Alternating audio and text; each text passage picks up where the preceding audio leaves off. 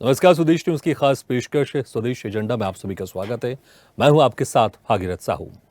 वक्फ संशोधन विधेयक 2024 पर संयुक्त समिति की रिपोर्ट को लेकर गुरुवार को संसद के दोनों सदनों में एनडीए और विपक्षी सांसदों के बीच तीखी बहस हुई। विपक्षी सांसदों ने रिपोर्ट में आपत्तियों को शामिल नहीं किए जाने का आरोप लगाते हुए जमकर हंगामा किया। विपक्षी सांसदों ने दावा किया कि असहमति नोट के कुछ हिस्सों को अंतिम रिपोर्ट से हटा दिया गया है, लेकिन केंद्रीय गृह मंत्री अमित शाह ने विरोध कर रहे सांसदों को शांत करने की कोशिश की।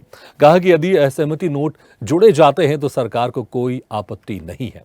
अमित शाह ने कहा कि कुछ विपक्षी सदस्यों ने आपत्ति जताई है। विपक्षी सांसदों की ओर से उठाए गए विवादों को शामिल किया जाता है तो मेरी पार्टी को इसमें कोई आपत्ति नहीं है। आपको बता दें कि इस समिति में शामिल विपक्षी सदस्यों ने वक्फ संशोधन विधेयक के सभी 44 प्रावधानों में संशोधन का प्रस्ताव रखा था और दावा किया था कि समिति की ओर से प्रस्तावित कानून विधेयक के दमनकारी चरित्र को बरकरार रखेगा और मुस्लिमों के धार्मिक मामलों में हस्तक्षेप करने का प्रयास करेगा। वक्फ संशोधन विधेयक 2024 को केंद्रीय अल्पसंख्यक कार्य मंत्री किरण रिजिजू की ओर से लोकसभा में पेश किए जाने के बाद 8 अगस्त 2024 को संयुक्त संसदीय समिति जेपीसी को भेजा गया था। विधेयक का उद्देश्य वक्फ संपत्तियों को विनियमित और प्रबंधित करने से जुड़े मुद्दों और चुनौतियों का समाधान करने के लिए वक्फ अधिनियम 1995 में संशोधन करना है। जेपीसी ने 30 जनवरी को draft report Lok Sabha speaker Om Birla को सौंप दी थी। ये रिपोर्ट 655 पन्नों की है। 16 सदस्यों ने इसके पक्ष में वोट डाला, वहीं 11 मेंबर्स ने विरोध किया। कमेटी में शामिल विपक्षी सांसदों ने इस बिल पर आपत्ति जताई। आखिर क्या और क्यों है इस बिल पर सरकार का विरोध और क्या चाहता है विपक्ष, तमाम मुद्दों पर चर्चा करेंगे, लेकिन पहले यह खास रिपोर्ट देख लेते हैं।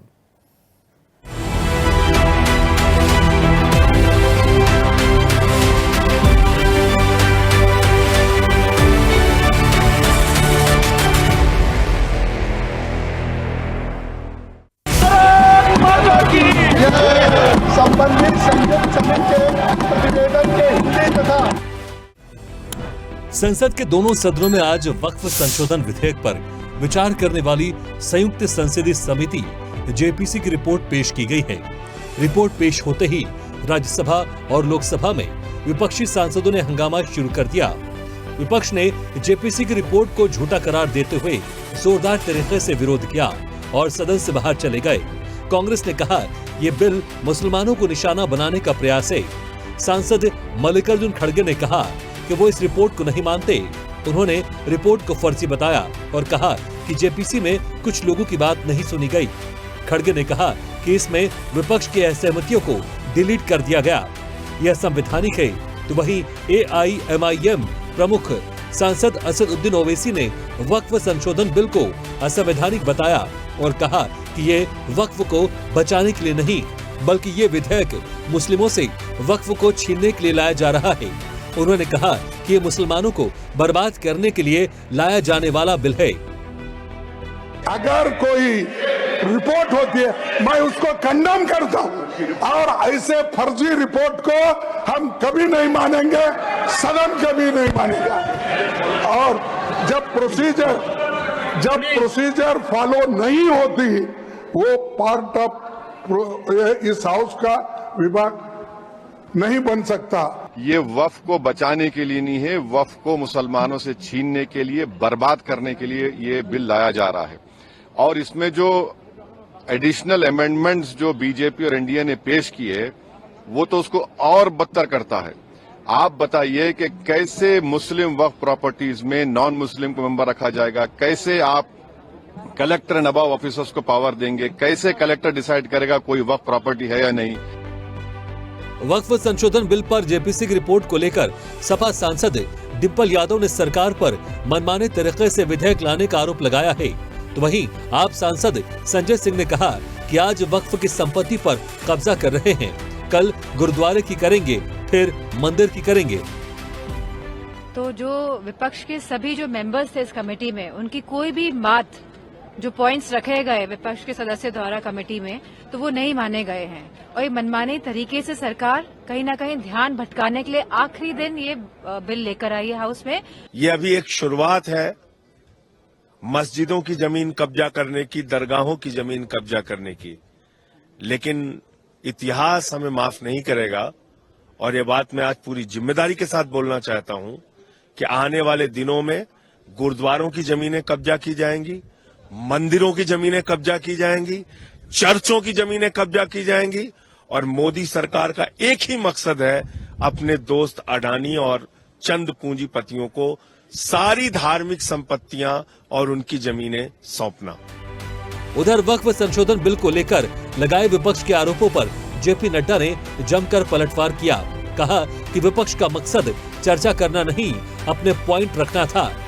ये तुष्टीकरण की राजनीति है, कुछ लोग देश को तोड़ने की साजिश कर रहे हैं। तो वहीं अमित शाह ने कहा कि कुछ विपक्षी सदस्यों ने आपत्ति जताई है कि उनकी ओर से उठाए गए मुद्दों, विवादों को पूरी तरह से शामिल नहीं किया गया है। उन्होंने कहा कि विपक्षी सांसदों की ओर से उठाए गए विवादों को शामिल किया जाता है तो मेरी पार्टी को इसमें कोई आपत्ति नहीं है। ये देश को कमजोर करने के लिए जॉन बिटास, ये क्वेश्चन आवर जरूर है, लेकिन क्वेश्चन आवर में सबसे बड़ा क्वेश्चन ये है कि कुछ लोग देश को तोड़ने की साजिश करते हैं। कुछ लोग, some people are trying to fight against the Indian state. Bharat देश के खिलाफ लड़ रहे हैं। माननीय अध्यक्ष जी, विपक्ष के कुछ सदस्यों ने आपत्ति जताई है कि इनके जो विमत है, डिस्प्यूट्स है, इनको पूरी तरह से नहीं रखा गया है। मैं मेरी पार्टी की ओर से आपको विनती करना चाहता हूं कि विपक्ष के जो डिस्प्यूट्स हैं, एक सिर कर आप संसदीय कार्यप्रणालिका के उपयुक्त रूप में जो जोड़ना है वो जोड़े, इसमें मेरी पार्टी को कोई आपत्ति नहीं। वक्फ संशोधन बिल पर जेपीसी की रिपोर्ट पेश होने के बाद हंगामा मचा हुआ है। सत्ता पक्ष और विपक्ष के बीच आरोप प्रत्यारोप है। विपक्ष का आरोप है कि सरकार अपने हितों के लिए वक्फ बोर्डों का इस्तेमाल करना चाहती है, जबकि सरकार का कहना है कि ये केवल कुप्रबंधन को रोकना चाहती है। बहरहाल अब संसद के बाहर और भीतर इस मुद्दे पर जमकर हंगामा देखने को मिल रहा है। ऐसे में देखना होगा कि वक्फ संशोधन बिल पर बहस आगे क्या रंग लाती है। स्पेशल रिपोर्ट स्वदेश न्यूज है।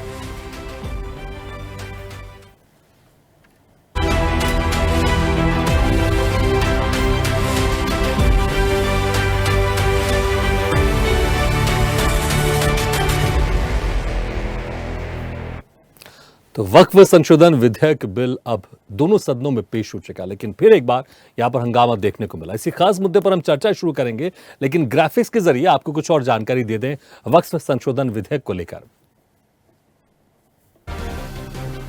तो वक्फ बिल पर बनी जेपीसी की रिपोर्ट, इसमें क्या आपको बता देते हैं। पंजाब में सबसे ज्यादा 42,684 अतिक्रमण, एएसआई संरक्षित 280 स्मारक स्थलों पर भी वक्फ का दावा, राज्यवार अतिक्रमण का विवरण। पंजाब में 42,684 अतिक्रमण के मामले, जिसमें 48 में केस चल रहा है। उत्तर प्रदेश में 2,229 अतिक्रमण के मामले, अंडमान और निकोबार में 7 अतिक्रमण के मामले, इन सब का जिक्र किया गया। तो वहीं आंध्र प्रदेश में 1,802 अतिक्रमण के मामले, 844 केस में मामला चल रहा है। तो तमाम वक्फ संपत्तियों को लेकर जो केस भी चल रहे हैं, जेपीसी की रिपोर्ट में खुलासा भी हुआ है। इसमें देश भर में वक्फ संपत्तियों पर 58,898 अतिक्रमण के मामले। तो उत्तर प्रदेश और आंध्र प्रदेश में बड़े मामले सामने आए हैं। तो वक्फ जमीन पर अतिक्रमण की समस्या को लेकर भी इस रिपोर्ट में अपनी बात रखी गई है। देश भर में वक्फ से जुड़े ट्रिब्यूनल में 19,207 मामले, शिया और सुन्नी वक्फ संपत्तियों पर अतिक्रमण के मामले। दुरुपयोग रोकने के लिए केंद्र सरकार ने कदम उठाए हैं और इसको इस संशोधन विधेयक में कहीं न कहीं रखा गया है। वक्फ के नाम पर सरकारी जमीनों पर कब्जा करने के भी मामले का जिक्र किया गया है। यूपी के जिलों में 2,000 संपत्तियों पर दावा किया गया है। अयोध्या, शाहजहांपुर और बरेली में बड़ा दावा किया गया है। अतिक्रमण रोकने के उपायों पर केंद्र सरकार का ध्यान है और यह संशोधन विधेयक में इसमें देखने को मिलेगा। देश भर में वक्फ संपत्ति पर चल रहे अतिक्रमण के केस, सरकार और मुस्लिम समाज के बीच बहस लगातार इसमें जारी है। केंद्र सरकार लगातार संशोधन विधेयक की बात करती रही है। अब बिल सदन में आ भी चुका है और उस पर विशेष वक्फ ट्रिब्यूनल का गठन भी हुआ है। जमीन के रिकॉर्ड की समीक्षा की जाएगी। अतिक्रमण के मामलों में त्वरित कार्रवाई की जाएगी। प्रबंधन की पारदर्शिता को लेकर इस संशोधन विधेयक में पूरा जोर दिया गया है। वक्फ बोर्ड की जिम्मेदारी को भी बढ़ाना है, क्योंकि लगातार सत्ता पक्ष की तरफ से यह बात सामने आती रही है। वक्फ संपत्ति का मूल्यांकन भी होगा, तो समाज के रसूखदारों द्वारा कब्जे की रोकथाम भी की जाएगी इसके जरिए, और कानूनी सुरक्षा के उपायों का भी इसमें विस्तार किया जाएगा।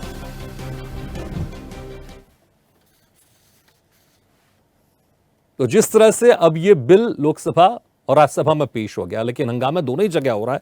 चलिए इसी खास मुद्दे पर हम चर्चा शुरू करते हैं, और जो मेहमान हमारे साथ मौजूद हैं मैं उनका आप लोगों से तारुफ कराता हूं। हमारे साथ हैं बीजेपी नेता खेमचंद शर्मा जी, कांग्रेस प्रवक्ता स्वामीनाथ जायसवाल जी, सपा प्रवक्ता यश भारती जी, आप प्रवक्ता नवीन गौड़ जी, एआईएमआईएम नेता आसिफ अंसारी जी, राजनीतिक विश्लेषक प्रियदर्शनी रंजन जी, और स्वदेश न्यूज के channel head RP Srivastava sir. आप सभी मेहमानों का स्वागत है हमारे इस खास चर्चा में। सबसे पहले खेमचंद शर्मा जी, देखिए जिस तरह से अब दोनों सदनों में यह बिल पेश हो गया, लेकिन एक बार फिर से हंगामा देखने को मिल रहा है, और विपक्ष कह रहा है कि जो असहमति थी वो आप लोग ने हटा दी गई है, और ये जो बिल लेकर आ रहे हैं पूरी तरह से फर्जी है, असंवैधानिक है। अभी भी गतिरोध बना हुआ, ऐसे उम्मीद की जा रही थी कि जेपीसी में ये बिल जाने के बाद गतिरोध खत्म होगा और आसानी से बिल ये पास हो जाएगा, लेकिन ऐसा होता हुआ दिखाई नहीं दे रहा है।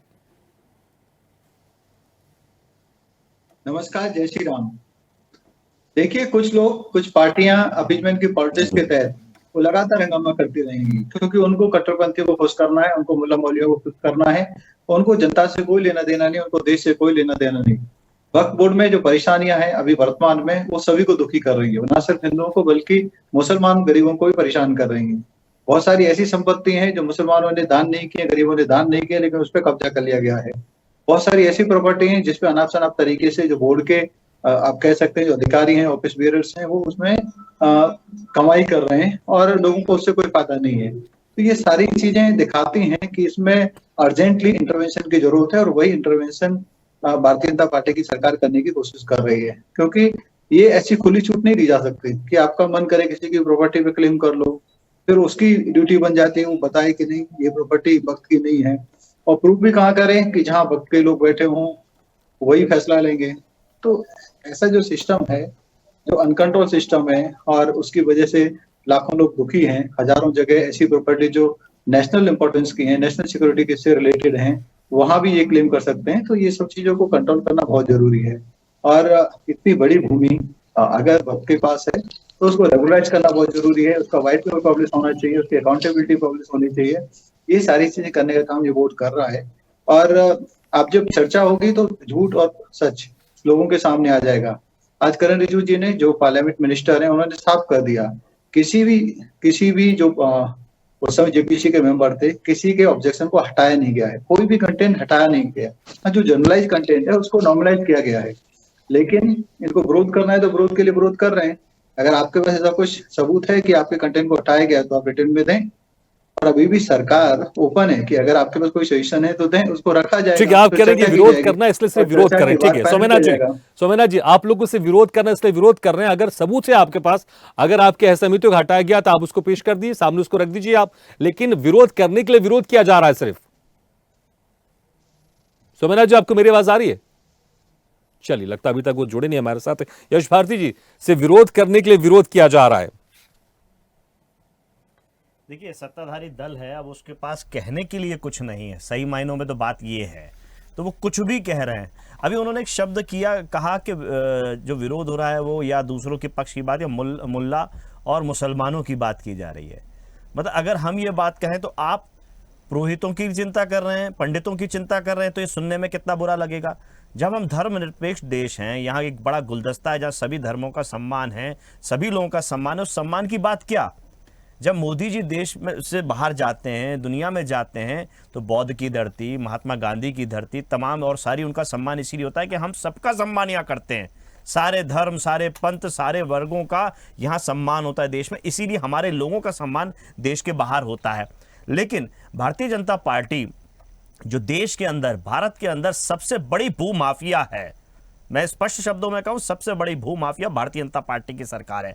आप मुझे बताइए, इनको जमीनों की चिंता है, जमीनों के जो मुकदमे उनके निर्वहन की चिंता है, तो ये बताइए श्री राम मंदिर निर्माण ट्रस्ट जो भूमाफिया की तरह वहां काम कर रहा है, जिस पे आरोप लगाए उसमें भी तमाम हिंदू हैं, चंपत राय के ऊपर इन्होंने कौन सी काम किया, जो महासचिव है वहां पे, उनके ऊपर तो कोई कार्रवाई नहीं करी। अगर आपको चिंता है ठीक है, आप जो कह रहे हैं ठीक है, मैं देश के अंदर आप ठीक है, आप कह रहे हैं कि बड़ी भूमाफिया, ठीक है, अगर आपकी बात मान मिले, लेकिन कम से कम जो यहां पर पीड़ित होगा वो कोर्ट तो जा सकता है ना, कोर्ट जाके बोल तो सकता है ना कि इस शख्स ने मेरी जमीन हड़प ली है। लेकिन इस वक्फ बोर्ड में अगर उसने किसी भी जमीन पर दावा कर दिया तो कोई पीड़ित जा ही नहीं सकता कोर्ट, क्योंकि उसमें संशोधन में पूरा साफ है, आप जा ही नहीं सकते।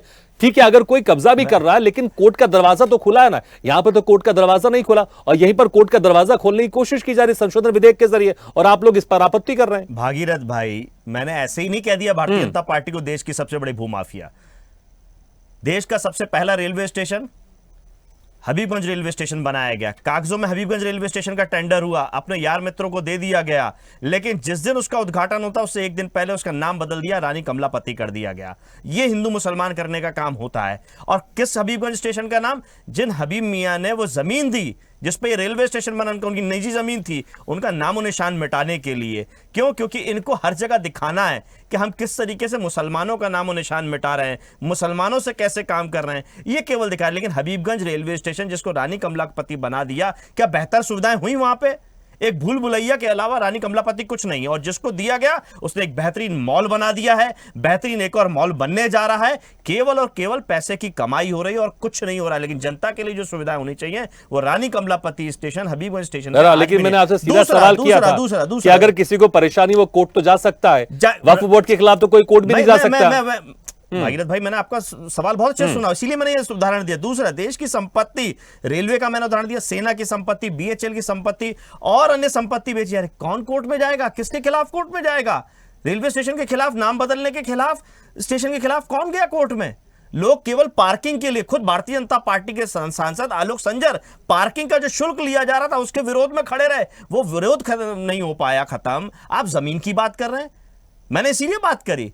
कौन कोर्ट में जा पाएगा? ये भूमाफिया जो भारतीय जनता पार्टी की सरकार बैठी हुई है, ये सारे काम ऐसे कर रही है कि लोग कोर्ट भी ना जा पाएं, लोग बात भी ना कर पाएं, और जो बात करेगा वो हिंदू मुसलमान के दायरे में आकर के देशद्रोही, सनातन, बहरहाल कौन जा रहा कौन नहीं जा रहा, लेकिन कम से कम प्रावधान तो है। अगर आपको किसी भी समस्या में अगर है परेशानी तो आप जा सकते हैं कोर्ट में, कम से कम प्रावधान है यहाँ पर। लेकिन प्रावधान नहीं है, लेकिन यहाँ पर प्रावधान नहीं है। नवीन गौड़ जी, अंतिम एक बात, संक्षेप, अंतिम बात भागीरथ भाई, वक्फ का मतलब क्या है? वो जमीन मैं दे रहा हूं अपने खुदा के लिए, जो भले के काम के लिए आएगा। अगर मेरे पूर्वजों ने दे दी है जमीन, बात तो उस पे होनी चाहिए। तो यही तो बताना पड़ेगा ना आपको कब्जा क्यों कि कब आपने जमीन दान की है और किस तरह से आपने दान की है। सिर्फ नोटिफिकेशन में आपको ये देना कि जमीन हमारे, ऐसा तो नहीं चलेगा ना। ठीक है नवीन गौड़ जी, ठीक है नवीन गौड़ जी, अगर जिससे अक्सर हमने देखा विपक्षी पार्टी न्याय संविधान की बात करती रहती है, अगर किसी भी भारतीय, किसी भी हिंदुस्तानी के साथ, किसी भी भारतीय के साथ अगर उसको लग रहा अन्याय हो रहा है, बहुत सारे मेरे पास केस है। महाराष्ट्र में कई किसान है वो कह रहे हैं कि भैया हमारी जो जमीन है 300 एकड़ जो दादा पुरखों की जमीन है उस पर वक्फ ने दावा कर दिया। एक मंदिर है जो कम से कम 1400-1500 साल पुराना, उस पर वक्फ ने दावा कर दिया। लेकिन अगर समस्या है तो वो कोर्ट भी नहीं जा सकते। अगर इसका रास्ता खुल रहा है संशोधन विधेयक के जरिए तो फिर समस्या क्यों हो रही है? अगर समस्या है तो उस पर चर्चा होनी चाहिए कम से कम। अगर सदन में आया, सदन मुझे लगता है वो जगह है जहां पर चर्चा होनी चाहिए। अगर हंगामा होगा तो कैसे काम चलेगा? देखिए भागीरथ जी, सबसे पहले तो आपको नमस्कार, और आपके माध्यम से जितने भी दर्शक हैं आपके और जितने पैनलिस्ट बैठे हैं आप सभी को नमस्कार। बिल्कुल चर्चा होनी चाहिए, कोई भी विषय है उसके ऊपर चर्चा भी होनी चाहिए। और अगर जेपीसी बनाई है, जेपीसी ने एक रिपोर्ट भेजी है, जेपीसी के मेंबर्स ने रिपोर्ट भेजी है, तो अगर एक मेंबर का ये कहना है कि भाई मैंने जो ओपिनियन दिया था, मेरे ओपिनियन को एडिट कर दिया गया है जेपीसी की रिपोर्ट से, तो उसकी भी जांच होनी चाहिए ना कि वो कौन है जो इस जेपीसी की रिपोर्ट के अंदर ही एडिटिंग कर दे रहा है। ऐसा कौन हो गया जो जेपीसी की रिपोर्ट के अंदर, उसकी भी तो जांच होनी चाहिए ना। दूसरी बात, ये भारतीय जनता पार्टी पिछले कितने ही सालों से, जब से ये सत्ता में आई है, कोई न कोई धार्मिक मुद्दा उठाकर देश के अंदर, देश के लोगों के बीच में दीवार खड़ा करने की कोशिश ये भारतीय जनता पार्टी वाले कर रहे हैं। हिंदू मुस्लिम किसी भी चीज को पकड़कर हिंदू मुस्लिम, नवीन गौड़ जी, क्या आप सिर्फ इसे धर्म से जोड़कर देखते देखते हैं? आप किसी व्यक्ति की प्रॉपर्टी से आप इसको जोड़कर नहीं देखते हैं? क्योंकि ये जो वक्फ बोर्ड है और जो ये कानून है वो तो किसी की संपत्ति से जुड़ा हुआ है। ये इसमें सिर्फ धर्म से जोड़कर क्यों देखा है? किसी की संपत्ति देखिए ना, अगर किसी शख्स की संपत्ति अगर जा रही है और उसको परेशानी, उसको लग रहा है कि मेरी जो संपत्ति है पुरखों दादाओं की, वो कोई अगर बोर्ड संस्था ले रही है, उसको समस्या है और वो कोर्ट जाना चाहता है, तो उसको जाने देना चाहिए ना। ये सभी अगर संशोधन किए जा रहे हैं तो फिर आप उसको धर्म से क्यों जोड़ रहे हैं? देखिए, संशोधन अगर करे जा रहे हैं, संशोधन में जो कमेटी बनाई गई है, उस कमेटी की रिपोर्ट अच्छे प्रकार से प्रस्तुत होनी चाहिए। उस कमेटी में जो ओपिनियन जिसने दिया है, उन सभी का इंटरवेंशन होना चाहिए। केवल आप अपना ओपिनियन रखें और बाकी ओपिनियन को एडिट कर दें, ये कहीं ना कहीं ठीक है। मुझे लगता है कि इस बात से मैं एग्री हूं, सब एग्री होंगे, क्योंकि इसमें जिनकी सारी बातें, सभी की बातें सामने आनी चाहिए। ठीक है, आसिफ अंसारी जी, आपके नेता कह रहे हैं, ठीक है आऊंगा आपके पास। आसिफ अंसारी जी, आपके नेता कह रहे हैं, असदुद्दीन ओवैसी जी, कि इसके जरिए, इस संशोधन के जरिए इस बोर्ड को पूरी तरह से खत्म करने की कोशिश की जा रही है, लेकिन लगातार सरकार ये कह रही है कि इसके हम प्रबंधन के लिए, इसके नियंत्रण के लिए हम काम कर रहे हैं।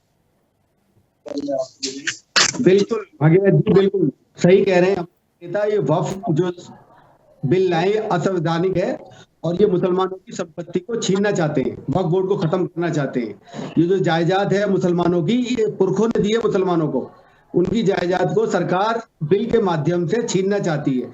आप देखेंगे अभी तो ये वक्फ को मुसलमानों की जमीन छीन रहे हैं, फिर सरदारों की भी, सिख समाज की भी छीनेंगे और फिर हिंदुओं की भी छीनेंगे। ये सब कुछ अपने अंडर में करना चाहते हैं। ये जो है समाज में इस तरीके से जो है एक कह सकते हैं कि जो है ना, मुसलमानों के खिलाफ एक प्लेटफॉर्म तैयार कर रहे हैं। सबसे पहले मुसलमान, फिर सिख और फिर हिंदू। तो हमारी पार्टी, आसिफ अंसारी जी, मुझे बताइए, एक भी दूसरा धार्मिक संगठन, जितनी शक्ति वक्फ को दी गई है, आपको लगता है किसी दूसरे धार्मिक संगठन में, बोर्ड में इतनी शक्ति दी गई है कि आप एक नोटिफिकेशन निकाल के कह सकते हैं कि ये जमीन हमारी है? अगर इस संशोधन में ये कहा जा रहा है कि भैया अगर आपने दान किए तो कब दान की, आपके पास वो ओनरशिप थी कि नहीं थी, उसके बारे में बताइए, कागजात पेश कीजिए, उसमें क्या समस्या है? समस्या कुछ भी नहीं है, मगर ये तो सर 75 साल पहले हो चुका है। अब क्यों पूछा जा रहा है? ये कागज कहां से लाएंगे लोग, बताइए। जो रजिस्टर्ड है प्रॉपर्टी, उन्हीं पे तो काम चल रहा है।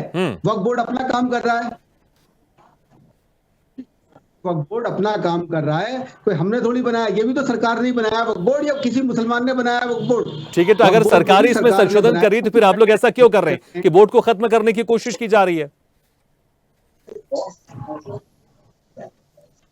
हेलो जी, मैं कह रहा हूं, आप कह रहे हैं कि इस बोर्ड को भी कानून को भी सरकार ने बनाया था, पुरानी सरकारों ने। अब वर्तमान सरकार इसमें संशोधन कर रही, तो फिर क्या समस्या है? दोनों ही सरकारें थी भारत की। जेपीसी पे जो लेकर हैं, उसमें पूरे पॉइंट्स विपक्ष के रखे कहाँ हैं? आप देख तो रहे हैं, वो जेपी नड्डा जी कह रहे हैं इसको देश को तोड़ने के लिए बिल रोक रहे हैं इनको।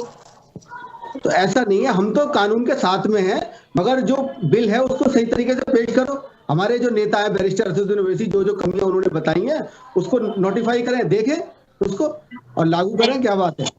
मगर नेता की हमारी सुने तो सही।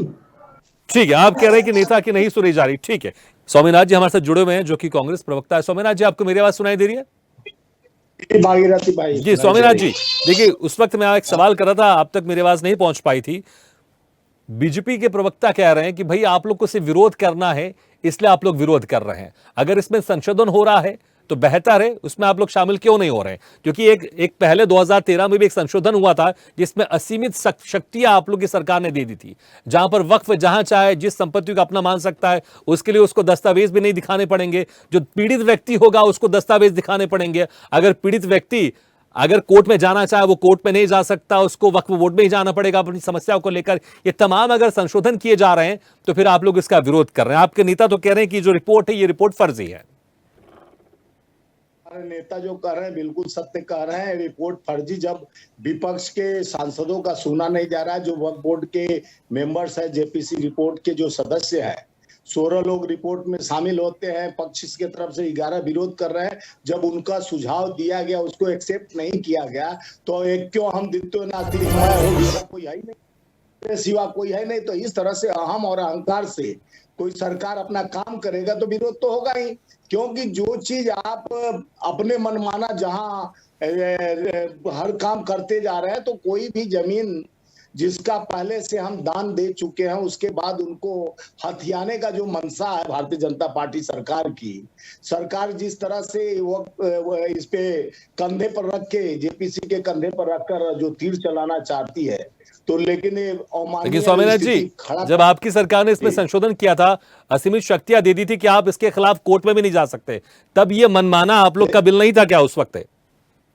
देखिए, हमारा असुरी शक्तियां है कि कौन असुरी शक्तियां देश को बांटने काटने की बात करती है, जो धर्म विरोधी और जहां काम का विकास की बात होनी चाहिए वहीं पर धर्म को लाकर एजेंडा बना देते हैं। सोमनाथ जी, आप मेरे सवालों से बच रहे हैं। मैंने कहा आप संविधान और न्याय की बात करते हैं, लेकिन अगर किसी शख्स को लगता है कि भैया जबरदस्ती ये संस्थान हमारी जमीन ले रही है, अगर वो कोर्ट भी जाना चाहे तो इसमें कोर्ट जाने का प्रावधान नहीं था, तब उस वक्त लोग, आपकी सरकार है, मनमाने ढंग से इसमें संशोधन नहीं किया था, असीमित शक्तियां नहीं दे दी थी। देखिए, अभी जिस कमेटी का जो जेपीसी रिपोर्ट अभी पेश किया गया पार्लियामेंट में, तो जिसमें जितने हमारे विपक्ष के सांसद थे, जिसमें इसमें मेंबर हैं, तो उनका जो दिया गया था टारगेट कि हमारा ये शब्द को रखा जाए और इसको उचित समझकर इसको, तो आप अपने लोग जितना है उनके अनुकूल काम करके और विपक्ष की आवाज को दबाने, और सांसद जो इसमें हैं चाहे उनका बात को क्यों आप काट रहे हैं, उनका पूरा सामने लाइए संसद में कि इन्होंने ये रिपोर्ट में सुझाव दिया था, इसके तहत हम इस सुझाव को नहीं मान रहे हैं। यानी आप संसद में आप नेता है तो आप विपक्ष का बात नहीं मानेंगे। विपक्ष जब कार्रवाई के लिए बोल रहा है कि ये कार्रवाई ठीक नहीं है, आपके पास ये चेंजेज होना चाहिए, तो चेंज ठीक है, ठीक है, आपकी ये बात वैलिड पॉइंट है, आपकी बात वैलिड है, ठीक है। खेमचंद जी, स्वामीनाथ जी कह रहे हैं भैया अगर जो असहमति थी आपको लगता है कि वो सही नहीं है, उसको नहीं मान रहे, तो आप संसद में लाइए, उसको बताइए कि इनकी असहमति थी, इसको हम नहीं मान रहे। देखिए, सब लाया जा रहा है। कांग्रेस की प्रॉब्लम ये है कि इन्होंने अमेंडमेंट की पॉलिटिक्स के तहत अनलिमिटेड अनकंट्रोल अधिकार वक्फ बोर्ड को दिए, और उसके माध्यम से, जब मैं कहता हूँ, मैं फिर से रिपीट कर रहा हूँ, मैंने पूरे मुस्लिम समाज को ना तो चिन्हित किया, ना ही टारगेट किया, ना ही उनके बारे में बोला। मैंने कहा कट्टरपंथी मुल्ला मौलवी, और कट्टरपंथी मुल्ला मौलवियों के दबाव में कांग्रेस, जिसमें कांग्रेस के नेता भी शामिल हैं डायरेक्टली इनडायरेक्टली, वो नेक्सस बना के लोगों की प्रॉपर्टी पे कब्जा कर रहे थे। 9 लाख एकड़ कितनी जमीन होती है? और आजादी से पहले के आप दावे करते हो, आप तो बोलेंगे मुगल कालीन जो बादशाह थे पूरे भारत को ही वो वक्फ बोर्ड को देके चले गए, ऐसे थोड़ी होता है। आजादी के बाद जो लोग पाकिस्तान चले गए, आप बोलें कि उनके पुरखे भी आपको दान करके चले गए, तो कानून है ना देश में। अगर पाकिस्तान चले गए तो उनपे एक अलग कानून लागू होता है। और भारत में भी किसी भी गरीब की संपत्ति पे, चाहे मुसलमान ही, हिंदू को तो छोड़ो, हिंदू सिख बौद्ध तो बहुत ज्यादा परेशान है, जैन तो बहुत ज्यादा परेशान है, लेकिन मुस्लिम के भी हजारों केस ऐसे हैं जिनकी, ठीक है, ये बात आप वही रिपीट करें जो आपने पहले भी कहा था। मैंने कहा था अगर जो असहमतियां हैं आप उसको सदन में रखिए कि विपक्ष की असहमति है, इसको हम नहीं मान रहे। इस पर आपने ज्यादा लंबा जवाब नहीं दिया, ठीक है, मैं आऊंगा दोबारा आपके पास। प्रियदर्शी रंजन जी, देखिए तमाम तरह की समस्या हो सकती है बोर्ड में, लेकिन जब आप सदन में ये मामला चले गया, जेपीसी से रिपोर्ट आई है, तो लेकिन जो कार्रवाई है वो कार्रवाई अगर सदन में प्रॉपर नहीं होगी, अगर किसी की असहमति है तो वो भी आना चाहिए, उसको एक्सेप्ट नहीं किया जा रहा तो क्यों नहीं किया जा रहा ये भी बताना चाहिए, और इस बोर्ड में, इस कानून में क्या कुछ गलत है या क्या कुछ कमी है या फिर क्या कुछ नहीं होना चाहिए, ये सारी बातें मुझे लगता है अगर क्लियर हो जाएंगी सदन में प्रॉपर चर्चा के साथ, तो मुझे लगता है शायद ज्यादा जनता बेहतर समझ पाएगी। लेकिन हंगामा होता रहेगा तो फिर तो ऐसा लगेगा हर कोई अपने वोट बैंक को साधने की कोशिश कर रहा है। नहीं, देखिए, जो चीजें उभर करके सामने आ रही हैं जेपीसी को लेकर के, जो खड़ा हो गया है, जो आरोप लगा रहा है, ऑडी अल्ट्रम पर्टम का ये मामला है। न्यायिक में एक भाषा चलता है, सुनने का अधिकार, बताने का अधिकार, जानने का अधिकार, इसको कह सकते हैं आप। तो उसके तहत विपक्ष की बातों को रखने का अधिकार है, लेकिन क्या है कि जेपीसी में अगर उनकी बातें नहीं सुनी गई तो वो सदन के सामने रखें। और सबसे बड़ी बात की चर्चा तो हो रही है, जेपीसी में क्या हुआ क्या नहीं हुआ, उससे ज्यादा जरूरी मसला है कि वक्फ क्या कर रहा है और वक्फ पर क्या आगे होना चाहिए। इस मामले में केंद्र सरकार की तमाम मामलों पर आलोचना हो सकती है, लेकिन इस मामले में तो भारतीय जनता पार्टी की केंद्र वाली सरकार बधाई की पात्र है कि उसने वक्फ संशोधन विधेयक को जेपीसी में भेजा, विमर्श के लिए भेजा। भारतीय जनता पार्टी चाहती तो ज्वाइंट पार्लियामेंट्री ये की बैठक करके, संसद सांसदों की बैठक करके भी इस बिल को पास करा सकती थी। दोनों में सदनों के बैठक करके, संयुक्त बैठक करके लोकसभा और राज्यसभा में पारित करा करके इसको सीधे तौर पर कानून बना सकती थी। लेकिन भारतीय जनता पार्टी ने इसको विमर्श के लिए भेजा जेपीसी में। इसको लेकर के विपक्ष क्या कह रहा है ये ज्यादा महत्वपूर्ण है, और विपक्ष के जो आरोप है उस आरोप को भारतीय जनता पार्टी की सरकार को भी सुनना चाहिए। लोकसभा अध्यक्ष को, राज्यसभा के सभापति को, उपसभापति को इस मामले पर संज्ञान लेना चाहिए, और संज्ञान लेकर के अगर कुछ हुआ है जेपीसी में उस तरीके का जिस तरीके से विपक्ष कह रहा है, तो उस पर कार्रवाई, उसको दूर कर, कार्रवाई नहीं कहूंगा, उसको दूर कर देना चाहिए।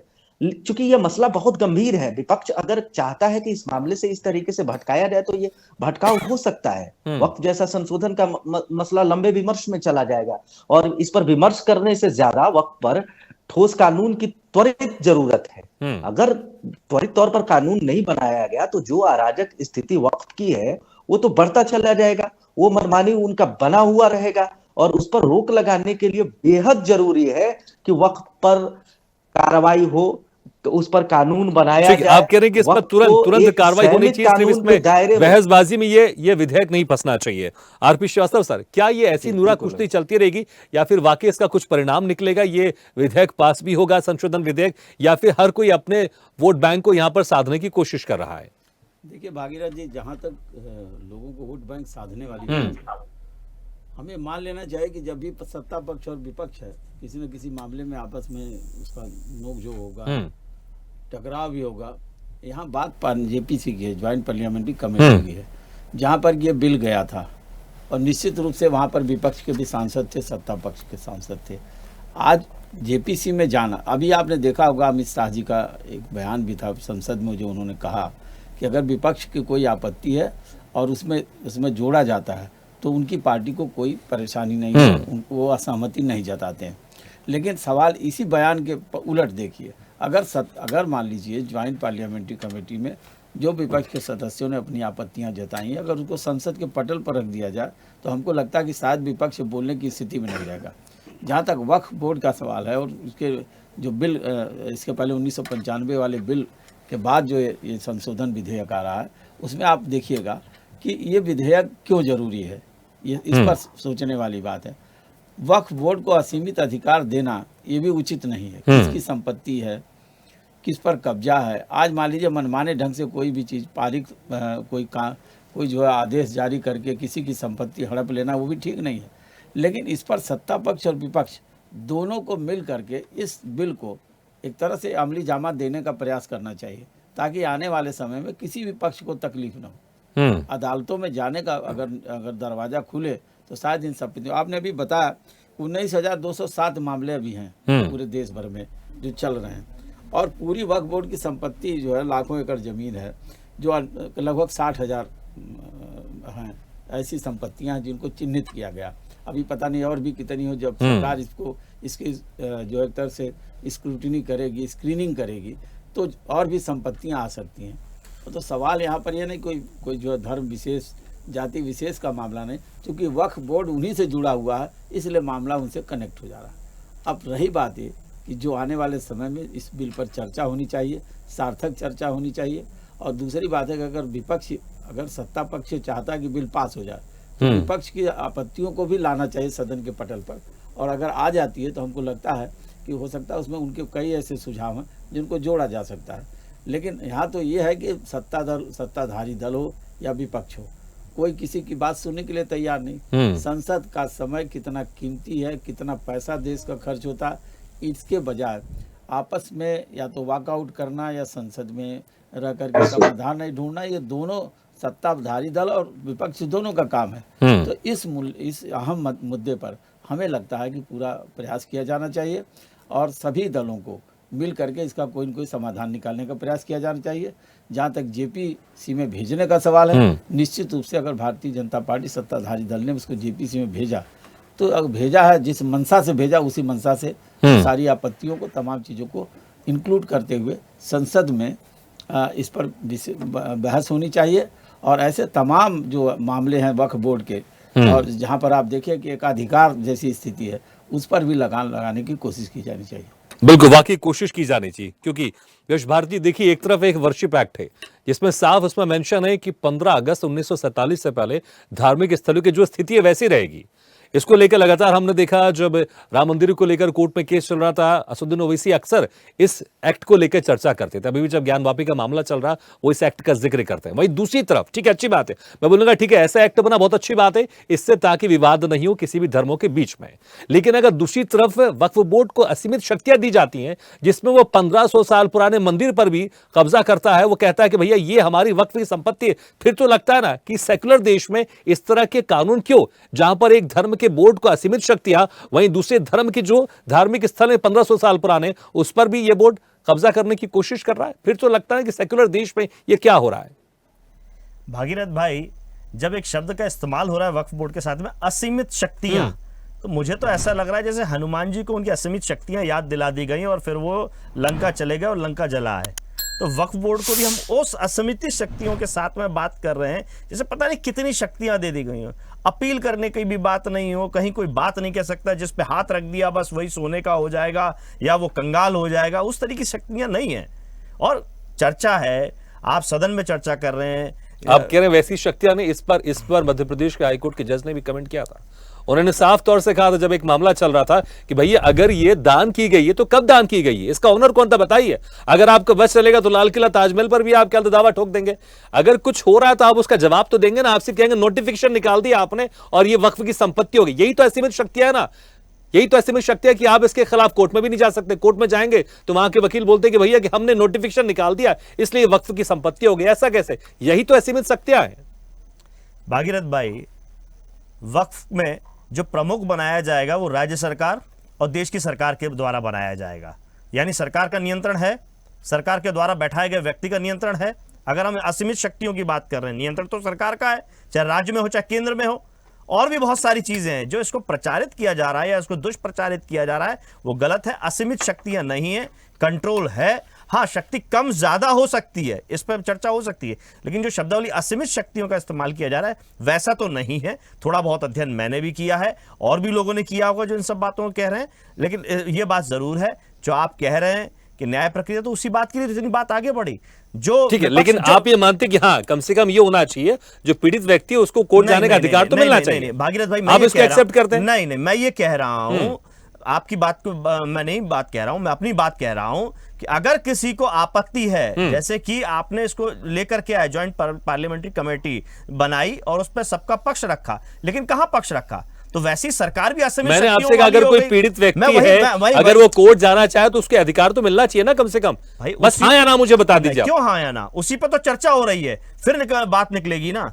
विपक्ष के नेताओं ने भी अपनी सलाह दी, मुझे लगता है कि वाकई बड़ी विडंबना है। ठीक है, नवीन गौड़ जी, मुझे ऐसा लगता है कि राजनेताओं की बड़ी विडंबना है यहाँ पर। ठीक है नवीन गौड़ जी, यहाँ पर अगर कोई मर्डरर, कोई अपराधी, कोई बलात्कारी, अगर उसको भी पुलिस रंगे हाथों पकड़ लेती है, उसके बावजूद उसके पास एक अधिकार होता है, वो कोर्ट पे अपना केस लड़ सकता है, उसके पास वकील होता है, वो निचली अदालत जा सकता है, हाई कोर्ट जा सकता है, सुप्रीम कोर्ट जा सकता है। लेकिन यहां पर तो ये ऑप्शन ही नहीं है। इसलिए तो मैं कह रहा हूं कैसी विडंबना है भाई राजनेताओं की। ठीक है, मेरे पास समय कम है, संक्षेप में भागीरथ जी, आपने इस पूरे डिबेट में ना सबसे बड़ा जो सवाल उठा गया है कि कोर्ट में जाने की आजादी की आप बात कर रहे हैं। मैं अभी ऑनलाइन सर्च कर रहा था, बुरहानपुर का केस है। बुरहानपुर में 3 इमारतों को, 3 बिल्डिंगों को मध्य प्रदेश के वक्फ बोर्ड ने घोषित कर दिया कि वो वक्फ बोर्ड की जमीन है। तो आर्कियोलॉजी सर्वे ऑफ इंडिया ने केस किया, सुप्रीम को हाई कोर्ट तक केस गया। केस में हाई कोर्ट ने कहा कि ये इमारतें वक्फ बोर्ड की नहीं है। तो केस भी चल रहे हैं। लेकिन ये आर्कियोलॉजिकल डिपार्टमेंट को लेकर एक संस्था दूसरे संस्था से लड़ सकती है नवीन गौड़ जी, लेकिन एक व्यक्ति किसी संस्था से कैसे लड़ सकता है? सवाल तो यहाँ पर ये उठता है ना। मैं एक बार कंप्लीट कर रहा हूं। तो एक जो ये बात है कि केस नहीं हो सकता, इस पे मुझे कहीं ना कहीं शंका है, पहली बात। दूसरी बात, ये बीजेपी वाले जो इतना चिल्ला रहे हैं, ये तो अपने ही देश के लोग हैं, अपने ही देश की जमीन है। अगर इनको जमीन बचानी है, हजारों किलोमीटर, हजारों स्क्वायर किलोमीटर जमीन चाइना हड़प लेता है, उस जमीन को बचाने के लिए भारतीय जनता पार्टी इतनी उत्सुक क्यों नहीं है? उस जमीन के ऊपर चर्चा करने पर क्यों नहीं चर्चा करती उस जमीन के ऊपर? और मैं नहीं कह रहा, इनके खुद के सांसद सुब्रमण्यम स्वामी खुले आम कहते हैं, हर इंटरव्यू में कहते हैं, उसके ऊपर बनाओ ना बिल, उसके ऊपर करो ना कार्रवाई, उसके ऊपर करो ना चर्चा। नवीन गौड़ जी, मुझे लगता है कि सब पर चिंता होनी चाहिए। अगर कोई किसी दूसरे की जमीन कब्जा कर रहा है, सब पर चर्चा होनी चाहिए। ये नहीं हो सकता कि इस पर चर्चा मत कीजिए, इस पर चर्चा की। ठीक है, मेरे पास समय कम है। ठीक है, यश भारती जी, ठीक है, अपनी बात आप ले लीजिए। देखिए, जो हमारे राजनीतिक विश्लेषक जी हैं प्रियदर्शनी रंजन जी, उन्होंने कहा कि अगर सरकार बातचीत की बात कर रही तो बहुत अच्छी बात है, नहीं तो दोनों पार्लियामेंट की ज्वाइंट कमेटी बना करके और सब कुछ अपना अलग, जैसे धारा 370 का शायद वो जिक्र करना चाह रहे थे। देखिए, जनता ने बहुमत नहीं दिया उस लायक, लंगड़ी लूली सरकार है, और जनता ने इसीलिए ऐसा मैंडेट दिया ताकि अपनी तानाशाही नहीं कर सके, इसीलिए ये नहीं कर पा रहे। नहीं तो ये कर चुके होते अभी तक इस तरीके की हरकतें, जैसे इन्होंने धोखा देने धारा 370 के नाम पे। ठीक है, लेकिन इस बात की मुझे लगता है शायद भूल गए, इसके 10 साल पहले तक मैंडेट था लोकसभा में पूरी तरह से। ठीक है, क्योंकि ये नया कानून है, इसीलिए इसमें विशेष मत से पारित हो जाता। सरदार जी,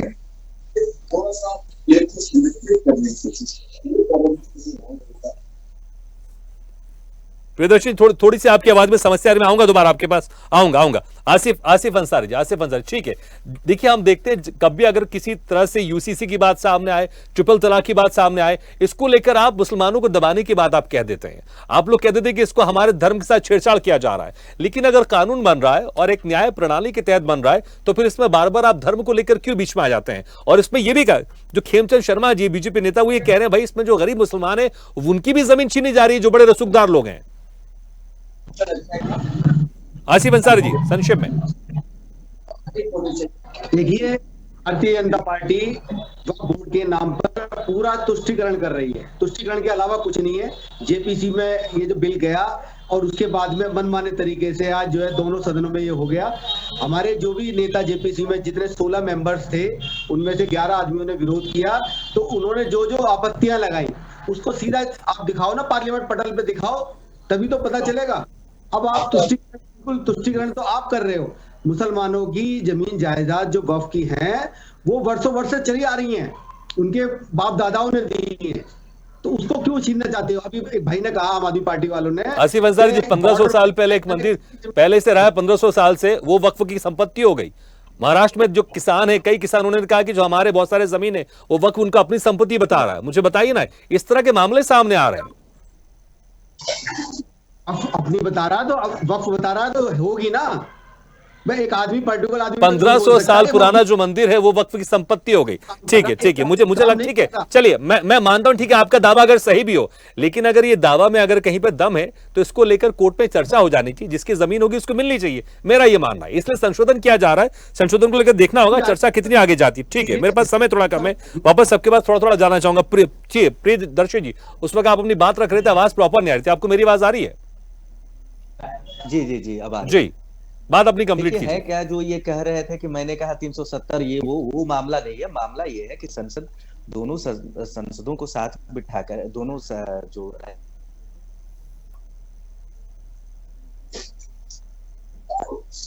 प्रियदर्शी जी,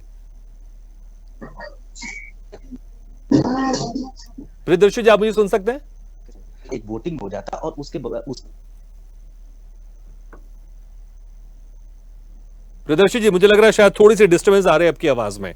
आरपी श्रीवास्तव सर, देखिए, बड़ा मुद्दा है, इसमें कोई शक नहीं है, बड़ा गंभीर मुद्दा है, लेकिन इसमें एक प्रॉपर चर्चा हो जाए, प्रॉपर जो अमेंडमेंट हो जाए, पास होना है कि नहीं होना है वो पूरी तरह से हो जाए, नूरा कुश्ती कम से कम ना हो इसमें। नहीं, बिल्कुल नूरा कुश्ती नहीं होना चाहिए। और ऐसे मामले, देखिए, ये धारा 370 और तमाम बातें करने से अलग, ये वक्फ बोर्ड का मामला कुछ अलग है। यहाँ पर लोगों की जमीनों से जुड़ा हुआ है। वक्फ बोर्ड जो अपना अधिकार जिन जमीनों पर करता है, वहाँ पर डिस्प्यूट होते हैं। तो ऐसे डिस्प्यूट अगर देश में होते रहेंगे तो उनको दूर करने का सिर्फ एक ही तरीका है कि यहाँ जो है इस बिल में संशोधन हो, लोगों को प्रॉपर न्याय मिले। और हमारा ये नहीं कहना कि उन लोगों के साथ भी अन्याय हो जो वक्फ बोर्ड या एक समाज विशेष का भी नुकसान हो। हमें लगता है कि पूरे देश भर में जो भी वक्फ बोर्ड की संपत्तियां हैं उनको लेकर के एक चर्चा होनी चाहिए। संसद में बिल आ चुका है, सत्ता पक्ष और विपक्ष दोनों मिलकर के तय करें कि इस बिल में क्या होना चाहिए, क्या जरूरी है। ये नहीं कि एक तरफा कहीं से भी नहीं होना चाहिए, अगर होता है तो लोकतंत्र में ये कोई बहुत अच्छी बात नहीं है।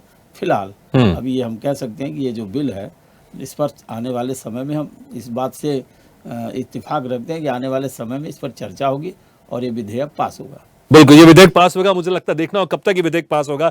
लेकिन स्वामीनाथ जी देखिए, इस पर तमाम तरह की आपत्तियां और बीजेपी आपके ऊपर ही आरोप लगाती आई है, क्योंकि जब इसमें संशोधन हुआ, जब इसका निर्माण हुआ, जब ये बना, उस वक्त आप लोग की सरकार थी। लेकिन अब संशोधन इसमें हो रहा है तो प्रॉपर चर्चा होनी चाहिए। प्रमुख विपक्षी पार्टी के नाते इस पर आप लोग को शामिल होना चाहिए। देखिए, सामने विपक्ष पार्टी का बात सुना जाएगा, एम्प्लॉयमेंट किया जाएगा। अगर ये मुद्दा है तो इसके बिल लाने से पहले इस पे चर्चा हो जानी चाहिए। सबका जो इस वक्फ बोर्ड के इसमें जो पार्लियामेंट्री बोर्ड में है, उनका जितने विपक्ष के लोग हैं उनका क्या क्या डिमांड है, क्या क्या उनका लिया नहीं गया है, तो इस पे चर्चा होना चाहिए। पहले बिल बाद में पास होना चाहिए। बिल पास हो जेपीसी में चर्चा तो हुई होगी ना, तभी तो बहुमत से ये रिपोर्ट सामने आई है। विश्लेषण है वो बता रहे थे कि दोनों पार्टी, अरे भैया सत्ता आपके पास, सांसद आपके पास। ठीक है, मेरे पास समय कम है। एक last comment Khemchand Sharma ji, proper एक चर्चा होनी चाहिए। विपक्षी पार्टी भले ठीक है, आपको लग रहा है कि आपके पास बहुमत है, उससे आप लोग इसको पास करवा लेंगे, देखना होगा पास होता है कि नहीं होता है। लेकिन इसमें विपक्षी पार्टी है, प्रॉपर चर्चा होनी चाहिए, क्योंकि इसको विपक्षी पार्टी धर्म से भी जोड़ रही है।